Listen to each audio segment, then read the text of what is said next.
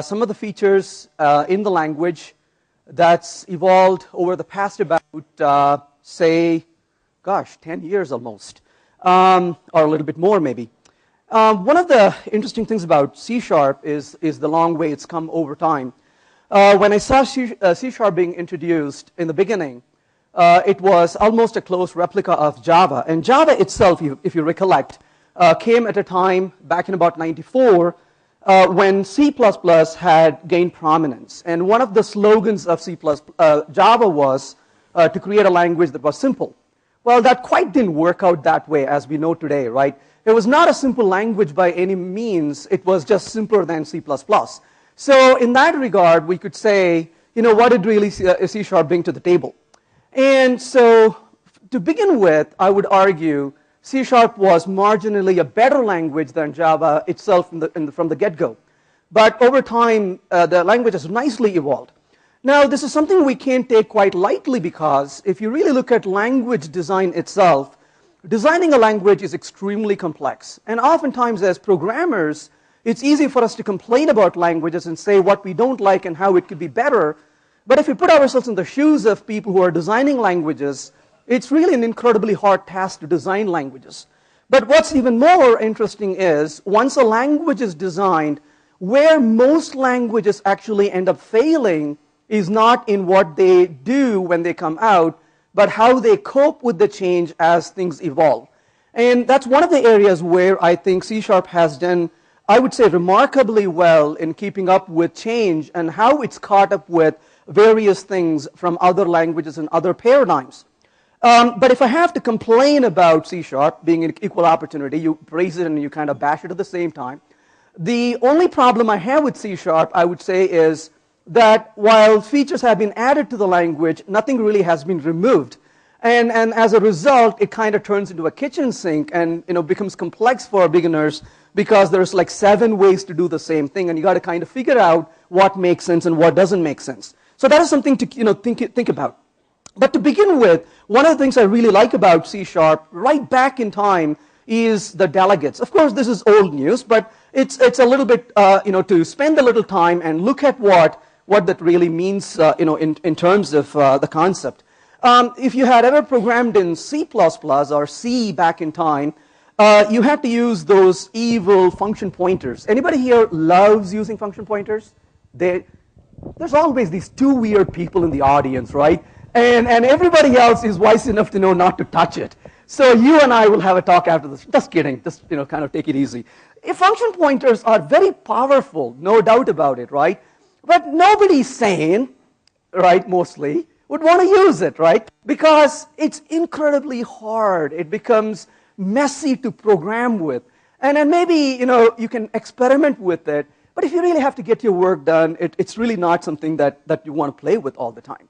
One of the nice things in C# from the get-go is they introduced the delegates. So what is a delegate? I want to think about a delegate as nice encapsulation of a function pointer. So it's an encapsulation is such a beautiful word in that regard because it's like a capsule. You can take it without the bitterness of the function pointer. So that's really what really delegates are. So you could create delegates, and if you really think about what a delegate is, this is another concept that we can look at it very differently. So the reason I'm going to spend time talking about delegates is we're going to come back and take a look at this one more time and see how this has changed over time, and we can get a different perspective on it. So let's take a look at how this would look like. So we could probably say here something like, maybe I want to have converters. So I could say a delegate, and I would say converter. And what is this converter going to return to me? Let's just say it's going to return an int, and it's going to take an int also. And I'm going to give it maybe an amount as a value to begin with. So that is my little delegate that I'm starting with. Now, if you really think about this, when you look at this, you kind of confuse a little bit, right? You look at this and say, that looks like a function declaration, except for the word delegate, right? If you remove the word delegate, that's like a function. But if you keep the word delegate, and then you remove what's after the parentheses, that kind of looks like a class. So which one it is? Well, it turns out really it is more like a class under the covers, but what it really does is it's defining the signature of a function or a method where the name of the method is completely unknown. It's undefined, or we don't care what the name of this method is. So it really is a placeholder, a connector for a function pointer in a sense. So what I could do with this, how would I use it, is I can simply, for example, create a converter like I would create objects, and I would say converters, and over here I could say converter.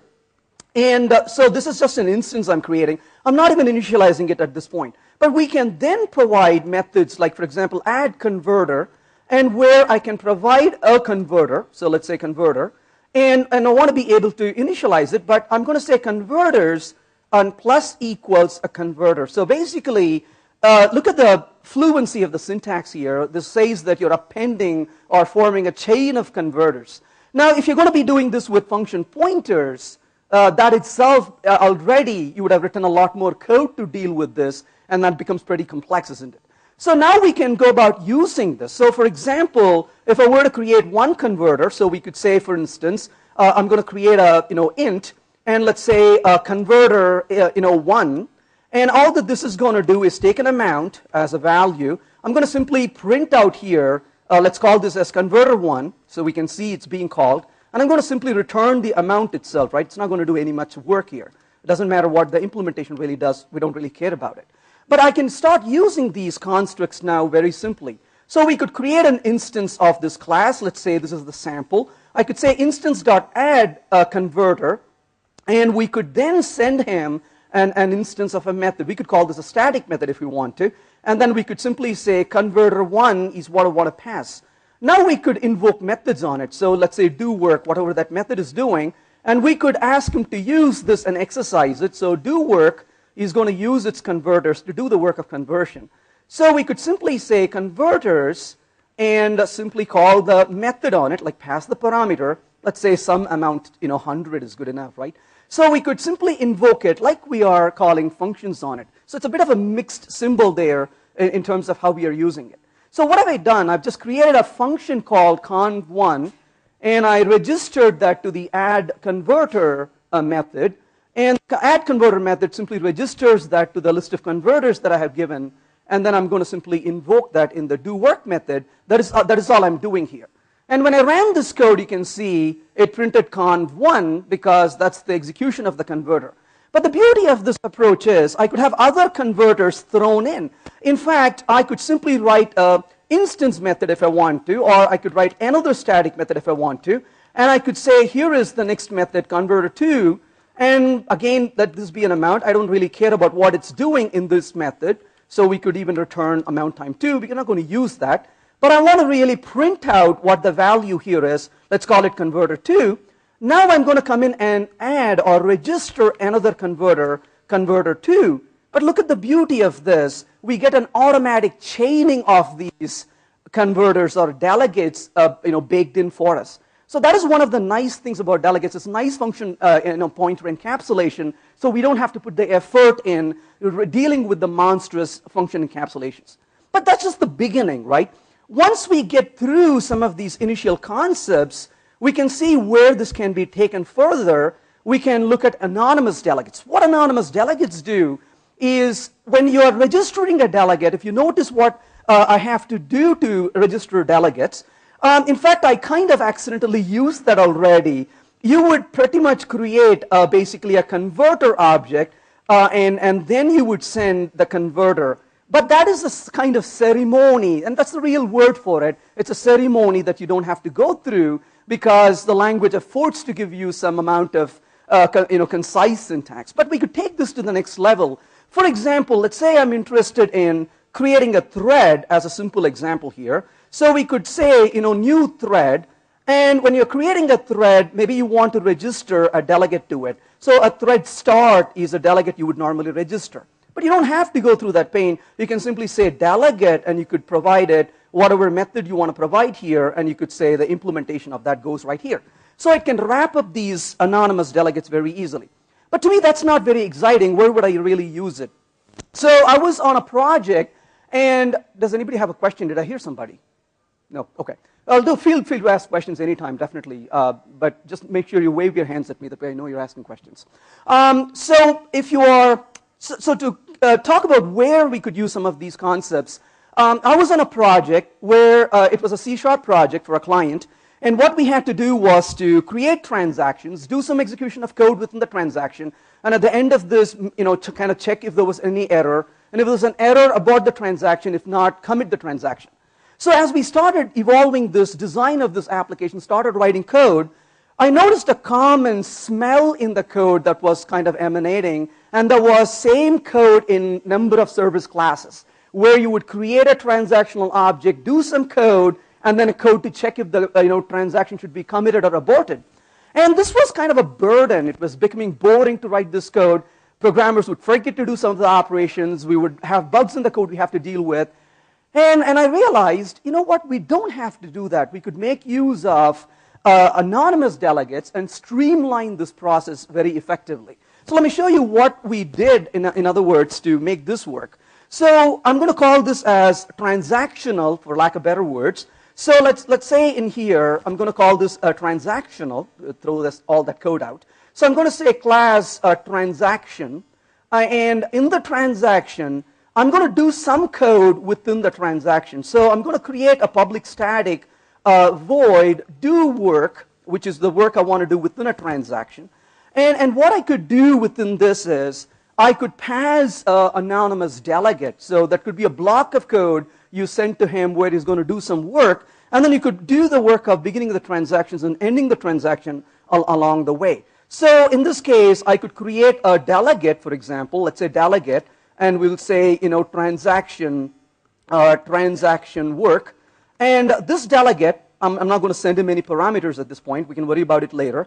But basically, I could simply say this is transaction work, and I'm going to take as a parameter to this function. And within this function, we could begin the transaction, right? So we could have code that says begin. I could also write code that is going to end the transaction, so we could say end. And right in between these two operations, we could call the work method where it can do some operation or work. So notice how we can leverage the delegates at this point without having to write interfaces and classes and implementation. So it reduces the amount of code you have to write.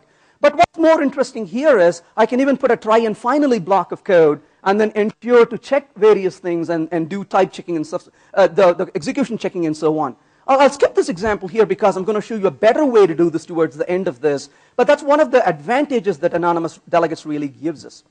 But that's kind of where C# was. I'm skipping over generics. I mean, to be honest with you, I really like generics in .NET. They've done a really wonderful job with backward compatibility, but at the same time, providing type safety as well. But then there was a period when not much really happened in the language space. And along the way came some of the languages which were statically typed, and let's not make any mistakes, C# is still a statically typed language, but some of the languages really eliminated the drudgery of repeatedly specifying type information over and over and over. Imagine you're trying to create a collection. You would say something like list angle bracket int, and then numbers equals new array, and then angle bracket int. So you have to kind of specify this twice, and that kind of becomes a burden. Wouldn't it be nice, the compiler knows a certain amount of detail, wouldn't it be nice if we let the compiler do some work, and if we can make the code expressive, then we don't have to put in as much effort in writing this code after all. So let's take a look at an example of how this would feel like or how this would look like. So what I'm going to do here is I'm going to create a string. Let's call it as greet1.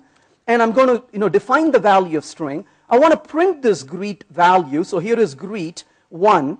And of course, I've written code like we normally write in C#. And I'm going to change the value of greet1. Let's say maybe I'm going to say hello over here. And I want to print the value one more time. And we could say, print greet1 another time. And that is perfectly fine. But of course, I cannot assign greet1 to some other value. The compiler would not allow us to do that. It's going to get very angry, right? So it cannot assign the value here. But notice, if I go back here and modify this variable to a var, after all, when you look at line number 5, it's pretty clear to the compiler that greet1 is being assigned to a string. And the difference between line 5 and line 8 is very clear, isn't it? Line 5 is an initialization, whereas line 8 is an assignment. And initialization is where you are defining a new variable. So the compiler can look at line number 5 and say, hey, looks like you are creating a string and assigning it to this variable. So what are some of the options available? In this case, it's pretty clear, pretty distinct that it should really be a string. And as a result, you can simply define a var.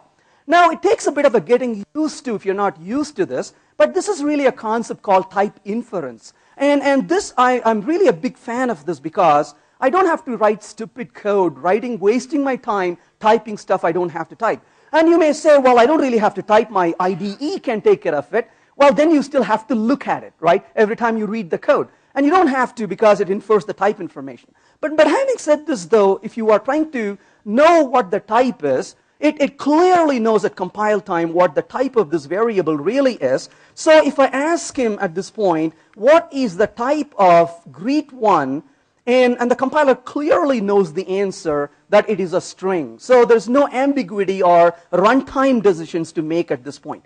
But at this point, if you say greet1 equals a number, the compiler will give you exactly the same error that you cannot assign a number to a string because it knows the type information. So I really like this quite a bit. And so as much as possible, I seem to write code with vars these days because I don't have to specify unnecessary information that the compiler can, quite easily figure out. But we can take this to the next level, if you will. Now, let's say for a minute, you are writing code in, I remember back in time, I was on a project, we were coding in C#, and life was very good. I liked C#, I enjoyed coding in it. Coming back from years of C++ and Java, it was definitely a language I was very comfortable with. But one day, life really did not play well for us. We had to go talk to a particular library, and that library supported fairly dynamic COM API. And I cannot tell you, it was embarrassing because I wasted 2 full days in C# and I just could not talk to it. And you know how we don't openly program in VB, right?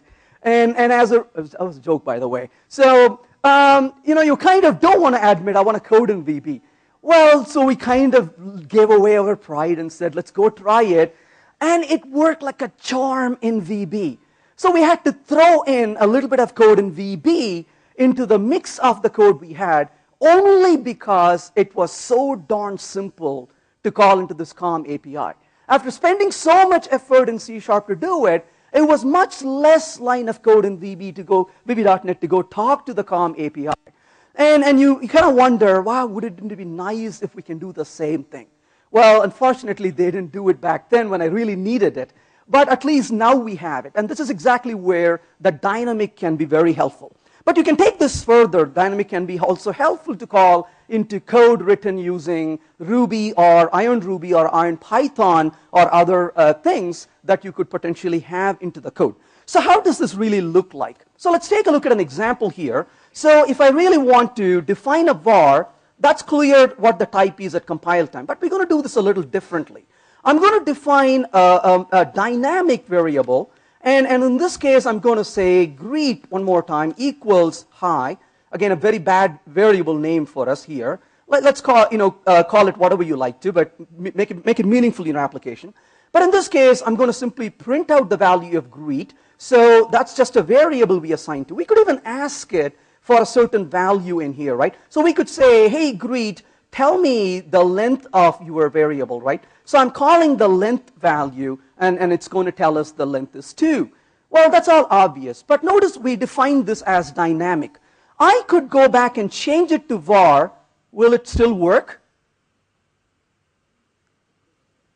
It should, right? Because there's nothing really different at this point. So you kind of wonder why go through the pain of making it dynamic versus var.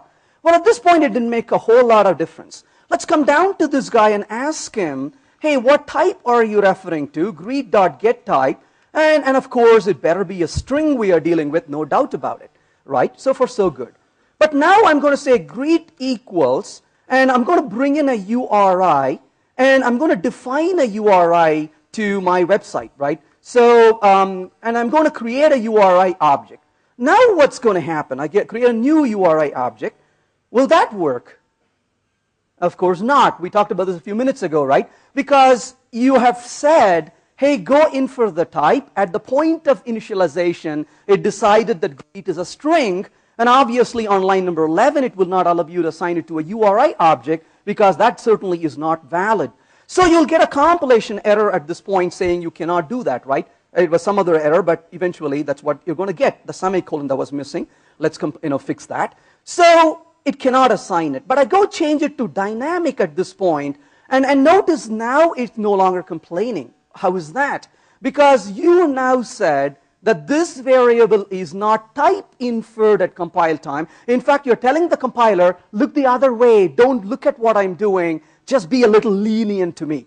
And this scares the heck out of a lot of people. But to me, this is fun, right? I mean, why fail at compile time when you can fail at runtime, right?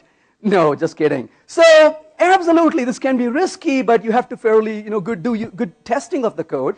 But what this really affords you to do is you're telling the compiler, go figure out at runtime what this is, and we can make use of it. So now I can come down to this guy and say, hey, now that you have a greet value, I want you to call some methods on it. So what can I call on it? I'm just going to print the greet itself like we did before. And notice it's printing the URL. I can even ask him what the type of this guy is. And it tells me the type at this time is an object of the URI, as you can see, system.uri. But what's going to happen if I make a mistake? And I'm going to be cautious at this point and put a catch block. And let's catch the exception and print the exception out for us.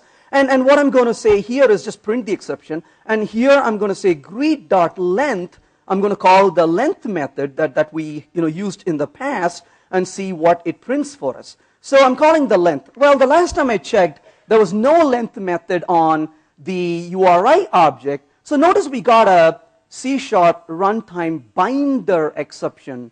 So in other words, you can call functions. The compiler will not stop you, but the runtime will tell you that that method is not valid. Now, when you just look at this, you look at this and say, gosh, why would anybody do that? That's kind of stupid, isn't it? Well, where this makes a lot of difference is this opens up a door for something we just are not used to if we just programmed in languages like C++, Java, and C#. And that is, one of the things you can do at the CLR level is you can dynamically inject methods into classes at runtime. One way to do that is to use things like CodeDOM and code generators, but another way to do this is to use languages like Iron Python, Iron Ruby, and so on. And so you could dynamically start injecting behaviors. Or this could be a COM object which gets resolved at runtime to know what methods you can dispatch. Remember the good old iDispatch interface, right? So this gives you the flexibility to postpone to runtime the method you actually want to invoke, and this is definitely a great opportunity to do that, and that's what dynamic affords you to do. Now, if this was purely being run in a CLR, it may end up using some kind of a reflection to figure things out, whereas if you're going to use a DLR, which is the dynamic language runtime, then of course it'll use the appropriate invoke mechanism under the covers to call the methods for you, and that's what dynamic really gives us. Now, of course, if you know what the type is and you want to contain yourself to calling the appropriate methods on this object as much as possible, I would then highly recommend using a var instead of a dynamic, but a dynamic is just golden when it comes to giving the power on hand when you really need it. That's one of the real benefits of this. The next thing I want to talk about here is so-called anonymous types. Now, let's say for a minute that you're writing a function that's going to go to the database, and it's going to grab some data which is available in the database and return to you. That's all this method is going to do for you. So let's write this method. Let's just write this as a simple method. And I'm going to kind of put a question mark. I don't know what to return. I'm going to return a getPerson. And this getPerson is I'm going to take an ID. And what do I want to return in here? Maybe I will have a code to go to DB and fetch person with a given ID, right? So that's going to happen. Now we need a person class because I don't have behavior, I don't have functions and methods in place. This is just a stupid data that I want to create right now. Sure, later on I may really need a class, but I don't want to do stuff at any time until I really need it, right? This is one of the agile practices, is to really postpone decisions until you no longer can postpone them. Whereas now you're forced to create the person object even though you really don't need it. How can you get around this? So here is the beauty. What you can do for a minute here is that I'm going to simply say, let's just return a dynamic. And the reason I put dynamic there is because Venkat has no clue what he is returning at this point, so why not just say dynamic and get away with it, right? So the compiler kind of nods his head and says, oh dear, this guy has no clue what he's doing, but I'm going to play along with him, right? So we can ride along that a little bit further. And I come over here to the return, and I say, why don't you return to me a first equals, some person's name, and maybe a last equals and some person's name, and let's just return an object. Now, some of you may look at this and say, hey, that looks like the JSON object, right? That we are kind of getting used to, a lightweight object. So it kind of smells like a JSON object. But more important, what this is called is it's an anonymous type. So it's an instance of a class which comes to life at the time you're creating this object, and then you can readily use it in your code. So you don't have to go through the ceremony of creating this in your code. That's one of the advantages that you have in this case. So now I can go about using this in my code. How would I use it? I can simply over here say person equals, and I'm going to simply say get person, right? And I'm going to give him some ID. And what does this mean? I'm going to simply say person, print the person out. And notice it's got the John and the Doe, but we can go a step further. I can say person.first like we normally do, and I can say person.last, and we can also use that information. So this is a very lightweight object that we can create and use it. Makes our life a lot easier. So if you're really dealing with data objects, you can create and send it.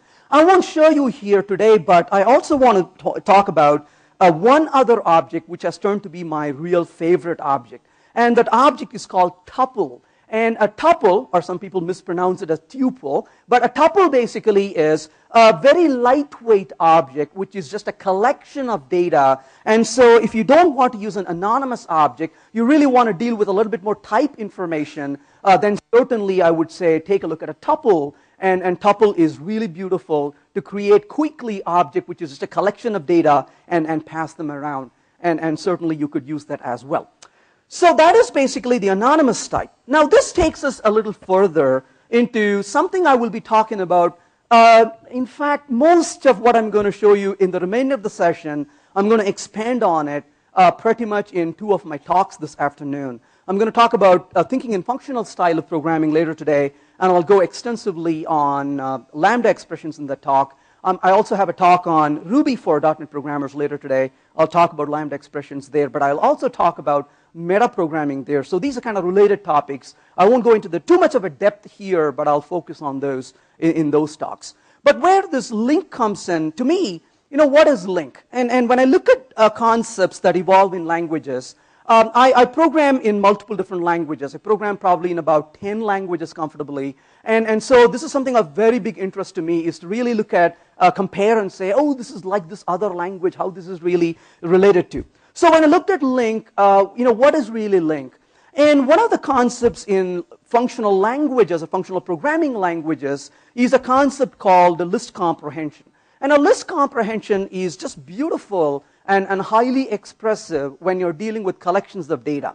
So a way to think about a LINQ is, and I know this is not probably a good way to look at it precisely, but I usually like to express it as, imagine this to be a SQL statement on a collection of data rather than data in a database. So what is the benefit of it? The benefit of this is you have a collection of data, and one thing we have done wrong over decades, maybe the fault goes as back as C programming or even before in procedural programming, is we have given a collection of objects and we want to get something done with the collection of objects, and one of the things we immediately do is start looping through the collection of objects. We all write a for loop. Yeah, sure, we have about 2 if not 3 different ways to loop through a collection, but still at the end of the day you're writing a loop around it and you're trying to manipulate each element in it. And the consequence of that is we end up writing code that often becomes verbose, but that also eventually becomes somewhat error prone in writing the code. What LINQ really gives us, or list comprehension gives us, is a way to rethink the way we deal with collections. So for example, if I have a collection of numbers on hand, let's start with that example, and what I want to do with these collections of numbers is to loop through them for a minute, just using the plain good old practices that we know of. And I'm going to simply say, here is an integer numbers, and all that this numbers is, let's put a bunch of numbers together, and I want to go through these numbers, and I want to maybe double each of the numbers in this collection. Well, okay, how would I double each of the numbers? Well, first you will create an empty collection, right? And then you would loop through using a for loop. And within the loop, you would double each of the elements and stick it into this other collection you created. You could do that. Now I say, well, I don't want you to double all the elements in the collection. I only want you to double the even numbers in this collection. Now you have to put an if statement within that code and say, if this number is even, then double and stick it in. Otherwise, just skip it. And you can see that code. As programmers, you see code, right? Your glasses or your virtual proverbial glasses display the code as it's being spoken about, right? And in your glass, the code has filled up your glass already, and it's still falling down, and there's more code in there, right? That's verbose code. There's so much code that you're already writing. And it's a code that doesn't feel good, right? Because it's kind of boring to write that code. Well, we could do this a little differently. Why not simply say, I want a collection. So I'm going to say this is going to be a doubled even, let's say even numbers. And what is this going to be? And this doubled even numbers is from numbers. So from number in, so number in numbers. So we can basically tell him, give me that value. Well, okay, but what are we looking for? So where a number mod 2 is 0, meaning it's even, all right, got it. What do I want to do? I want to select a number times 2. That's the result I really want to get on my hand. So now we could ask him to print this value and say doubled even numbers and ask him to, oops, the name. What's this, line number 8? What did I do? All right, thank you. See how pair programming works beautifully here? Awesome, isn't it? So, oh, could not find. What did I do here? Anybody finds the problem? Using system.LINQ. Cool. So right there, we got an enum. So that kind of doesn't look too cool. Let's print out. So for a number, let's call it num, in doubled even numbers, and let's just print out the value here. So what am I going to print? The number itself. So we are extracting those specific values from the collection, and we're going to simply print it in this particular collection, isn't it, for each. So let's go ahead and run this a little bit and see what it does. And you can see at this point, it extracted only the even values from this collection, and it was able to print it. But look at the conciseness of the code. You kind of are really doing select statements on this. This kind of opens the door for treating a collection of data as a query on the data and processing it. Now, this is again one of my favorite implementations is the so-called extension methods. Now, in C#, being a statically typed language, we had the ability to go create classes and functions and properties, what have you. So I'm going to create a greet over here. So var, let's make it a string so you can see this right now what I'm doing. So greet equals, and I'm going to say hello over here. And of course, we could print out the value of greet. So we could say greet. Now, and it just prints that out. But invariably, if I'm seeing one of my good friends after a very long time, I'm not going to say hello. I'm going to scream hello at this person, right? Because I'm so excited to see this person after such a long time. So I'm going to call a function called shout on the greet object. So let's go ahead and run this. And oops, what happened? There's no shout method on the string class, right? So it tells you this method doesn't exist. Now, it may be an application where you're trying to do a bit of a complex operation on a string. Maybe the string that's coming in is a social security number or a credit card number, and you want to do some operation on it. It's kind of sad if you write a utility class and a separate function, you send the string to it, it works on it, gives it back to you, and you scratch your head and say, wouldn't it be so nice if string gave you that function where you can say string dot credit card number process or string dot convert to social security or whatever? That would be so awesome, isn't it? I was looking at a piece of code yesterday in a different language, and actually we were doing that yesterday, and we said it would be so cool to have this method on the class, isn't it? And within about 5 minutes, we had that in the class because we just injected that method. And it makes it so easy to do it in C#. So how am I going to do that? I'm going to leave this here for a second. I'm going to open up another file called string extensions. I don't care what you call it, right? So, but I'm going to call this as string extensions. And extensions over here. And what does this do? It's going to be a static function that I'm going to create up here. And within this, I'm going to return a string. So this is going to be a method that returns a string. And why is it returning a string? Because that's the output I desire from this function. And I'm going to call this as shout. So this is going to be a shout function. So let's call it as shout. And what does the shout function do? It takes a string, we'll call it input, but I'm going to say, especially mark this with this particular annotation, if you want to call it as such. So this signals to the compiler that the compiler should inject this method as a member of the class that it is going to extend the functions for. We are actually working on a piece of software right now, and we have two completely disjoint classes, but they have a duplicated function in it, which is doing exactly the same thing. I mean, looking at these two, and we're nodding, shaking our head saying, gosh, that's such a duplication of code. What a violation of the drive principle. Wouldn't it be so nice to be able to take these and move them to a base class? Well, there's no common base class for us to move that into. And we don't want to artificially introduce a base class because that's a very poor design approach. These kinds of techniques can be very helpful in these cases. So what am I going to do here? I'm going to simply return, and I'm going to return the input dot to upper, basically in this case. And that's the value that I want to return from my code. And so what does this do really? So let's go ahead and make sure I've said this correct. So I'm running this code, and notice now my code is displaying a hello in uppercase. That was pretty simple. This is a favorite certainly for me, because what it allows us to do is to take existing classes and inject methods into it. And this makes classes more open for extension, but still closed for modification. A fundamental principle in object-oriented programming, which is called the open-close principle, and we're able to achieve that fairly well in this particular case. Of course, we got to use it judiciously, but it can be extremely useful when we do it that way. And the last thing I want to touch upon real quick here in the next about 5.5 minutes is about lambda expressions. This is another favorite of me. I'll go certainly into more detail about this topic if that's of interest to you in one of my other talks later today. But a lambda expression is really, think of these as anonymous functions. This kind of relates back to the discussion we had about delegates to begin with. We said the delegates kind of pretend like classes with one method with no name.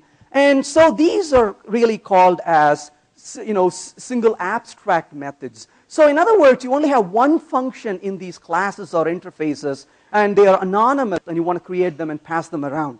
So this is an extremely powerful concept from functional programming. And how could we go about using some of these constructs? I'm going to show you a quick example of how we could use this. So let's look at an example. I want to just create a code block to begin with. And .NET gives us something called an action for that. I'll call it as work equals. And you're saying it doesn't take any parameters. And I'm going to simply display here working, right? So now I can simply call into this method. So how would that look like? So let me just give it a call here. Let me lower the font a little bit so you can see that. There we go. And now I want to call into it work.invoke. And I'm just invoking that function directly at this point. And you can see that it's displaying and it's saying it's working, right? So this is just an anonymous function, but you can pass this around in code wherever you want to pass it around. But how would this become very useful? Let's take an example here. Let's say this is not a sample, but a resource class for a second. I'm going to apply this concept. And I kind of said earlier, I won't go into an example. Now is a good time to go into that example. So I have a constructor for this guy. I'll call it resource. And all that I'm going to do in this constructor is I'm going to simply say creating. And I'm going to write a destructor or a finalizer for it. And I'm going to simply say here, in this case, what should I say? Destroy, right? And then let's also write a function. Let's say void operation, which is a public function. And I'm going to simply say, in this case, work. So that is my little code. I want to use this in my code. How would I use it? So we can create an object of resource. So I can say resource over here. So let's say resource. And let's say resource. And let's create a resource object. And I want to call the operation on it. And I'm going to say end of main, right? So in this case, I'm going to say end of main. Notice I don't need this object past line number 18. When I run this code, you will notice that the end of main was called before the finalizer kicked in. And that too is there's no guarantee it'll get kicked in, right? The runtime may decide not to run it. Now what happens in such cases? You don't have a deterministic cleanup of objects. Is there a way to fix this? Yeah? No? Nobody knows a way to fix this problem? I heard that. Go ahead. Using, right? You'd use a using. And I hate using. I'll tell you why. And here's the reason. You say using, it only works if you say it. And it's easy to forget it, right? That's the problem I have with it. And you could say using up here. And then you could put this code within that block of code like this. Of course, now it's going to complain that you have to implement iDisposable. We can do that. So I can say this implements iDisposable, which requires us to write a dispose method. So here's my void dispose. And what do we do within the dispose? We do the cleanup, right, operation. And then we could say destroy. And then we say gc.suppress finalize, right? Now we can run this and, And now you can run this and ensure that the object is destroyed before you go to the end of main. The reason I don't like this is you still have to remember to call the using. And if you don't use it, that's a bug and you got to go back and fix it. Wouldn't it be nice if this is the only way to do it and you cannot forget it? I'll show you how. Now what I'm going to do is to use Lambda expressions to solve this problem. So let's go back to the code we had a minute ago. And I'm going to go back and remove the constructor from being public. So make it private. What does it mean then? Well, you can create an object of the class, outside an arbitrary code, right? You cannot create objects of it. Then I'm going to create a static method. So I'm going to say here public, static void use, and the use method is going to take a delegate. So I'm going to say action, and what does this action take? A resource, and let's call this as action for lack of better words. And within this function, I'm going to say using, because I can remember to do this once, resource equals new resource. And now I can call the action and send the resource we created. And then when you come back, it'll do the cleanup. So now how does this work? I can simply, if I cannot do this, we already saw that, right? Because the constructor is private. But I can say instead resource.use, and I can specify a block of code, and within this block of code, I say resource.operation to execute the operation, and you can do whatever work you want to do within that block of code. So what does this do for us? What this does for us is that it gives us a way to isolate the code so we don't have to forget to use a certain construct in our code itself. That is one of the biggest advantages of this approach that we are seeing here. Let's see what the problem is. Line number 28. I'm calling the resource. Thank you for indicating timeout. So a resource basically use. Anybody sees what the problem here is? A little louder, please. That's correct. Thank you. So you want, because this is the object you want to use here, right? Excellent. So I want to use the resource and say that this is the resource I'm interested in using at this point. And then, of course, you can bring that to the next line. If you're interested, you could use it. So you can see how beautifully, and the beauty of this approach is it constrains and says, that's the only way I will let you use it. And now you cannot say, oops, I forgot, or it eliminates the bug in code. So this is, again, a concept brought into C# from the functional style of coding approach, which is extremely effective and powerful, as you can see. And this is one of the things I really like about C#, is that C# really was inspired by what was happening in Java, but as of today, this language has gone well past where Java is. And from a programmer, as a programmer, this is something that's exciting to me because I like languages that stay current with times. And C#, as you can see, has really done a remarkable job I hope you found this useful. Thank you.